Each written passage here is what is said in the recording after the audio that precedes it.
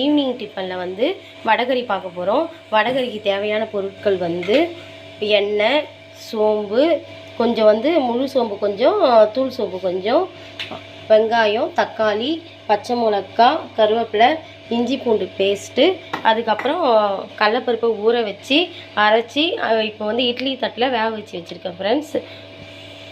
வடகறிக்கு ready பண்ணுறதுக்கு முன்னாடி வடை சுட்டேன் friends. வடையே சரியாக வரல, மிக்ஸி சரியில்லைன்றதுனால. சரி, இன்னொரு டைம் நாளைக்கு ட்ரை பண்ணி பார்க்கலான்னு விட்டுட்டேன் ஃப்ரெண்ட்ஸ். இப்போ நம்ம வடகறி செய்ய ஸ்டார்ட் பண்ணலாமா? சோம்பு போட்டுக்கலாம். எண்ணெய் காஞ்சிடுச்சு. அது கூடவே நல்லா துருவின வெங்காயம், கட் பண்ண வெங்காயம்,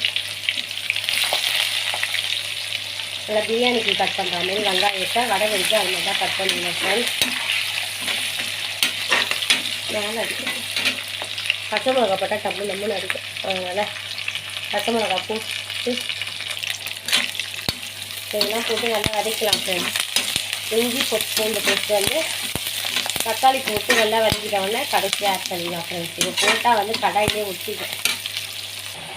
இப்போது ஆனியன் வந்து இந்த ஸ்டேஜுக்கு நல்லா வதக்கிட்ட உடனே தக்காளி ஆட் பண்ணிக்கலாம் ஃப்ரெண்ட்ஸ். ஏன்னா இந்த மாதிரி இந்த ஸ்டேஜில் ஆட் பண்ணாதான் நம்மளுக்கு செய்ய குழம்பு வந்து நல்லா வரும். தக்காளி வந்து வடகறி கொஞ்சமாக போட்டால் போதும் ஃப்ரெண்ட்ஸ். தக்காளி வந்து நிறைய சேர்க்க வேண்டாம். தக்காளி நிறைய சேர்த்தால் வடகறி நல்லா இருக்காது, புளிப்பாக இருக்கும். இப்போ இது ரெண்டும் நல்லா இதுவாகி நல்லா வதங்கி தக்காளி வந்து நல்லா சுருண்ட உடனே நம்ம மீதி இஞ்சி பூண்டு பேஸ்ட்டை போடலாம் ஃப்ரெண்ட்ஸ். இப்போ இந்த ஸ்டேஜில் இஞ்சி பூண்டு பேஸ்ட்டை ஆட் பண்ணிக்கலாம்.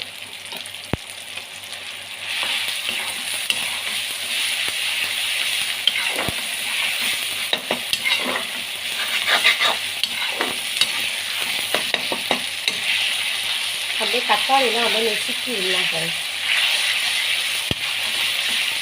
நல்லா நெசுக்கி விட்டால் நல்லா வதங்கிடும். நெசுக்கி விட்டுக்கலாம். இப்போ தேவையான அளவு உப்பு போட்டுக்கலாம் ஃப்ரெண்ட்ஸ். தேவையான அளவு போட்டுக்கிறேன். இதில் கையளவு தான் தெரியும் ஃப்ரெண்ட்ஸ். மஞ்சள்தூள்,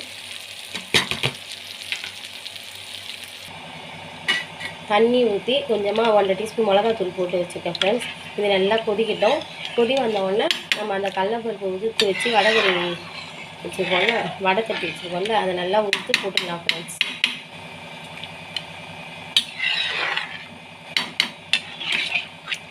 இந்த மிளகா வெடிப்பு போகணும் ஃப்ரெண்ட்ஸ். நல்லா கொதிக்கணும். உடனே கொதித்த உடனே போடக்கூடாது. நல்லா கொதிக்கணும். ஒரு 10 நிமிஷம் நல்லா கொதிக்கணும். கொதித்த உடனே நம்ம அந்த வடகறியை உதிரி பண்ணி போட்டுடலாம். நல்லா இந்த மாதிரி வடகறியை நல்லா உதுத்துக்கணும் ஃப்ரெண்ட்ஸ். கையில் நல்லா மேஷ் பண்ணி நல்லா உதிரியாக ஆக்கிடணும் ஃப்ரெண்ட்ஸ்.